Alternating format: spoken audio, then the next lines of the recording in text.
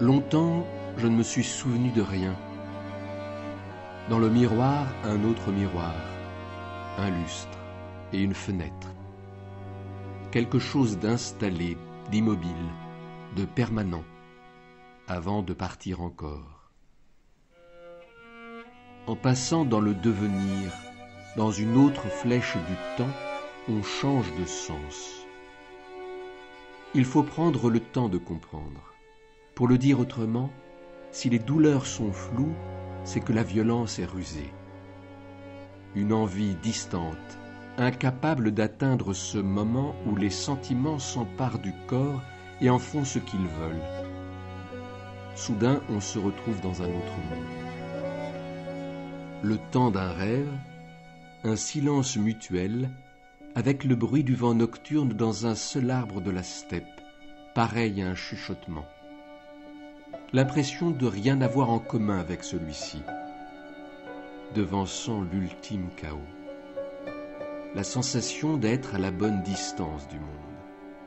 Un rapport de simple spectateur, un jeu de dupes, un autre temps, chaque fois la fin du monde.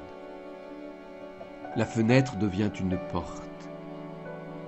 Il n'en restait plus en surface qu'une trace. C'est difficile de démêler les remords des regrets. On ne peut pas tout dire ou tout montrer. Souvent, on oublie que l'ombre est aussi essentielle à la vie que la lumière. Mais déjà, le cours de la lumière s'inverse. Il faut mettre des parenthèses. Il faut prendre le temps de comprendre. Le problème de cette mise à distance, cette découpe du réel de nos corps, c'est que ça va rester en nous, comme petite habitude de la dissociation, comme une matière obscure, comme les trous noirs de l'espace. Il y a aussi un lieu qui attire des possibilités qui ne se reproduiront plus. Il y a des contradictions qu'on accepte. Plus jamais de chasse au trésor, de ce sentiment éprouvé dans l'instant de la découverte. L'essentiel n'existe qu'à peine. Je referme la porte derrière moi, comme un appel lancé dans le brouillard par un voyageur égaré.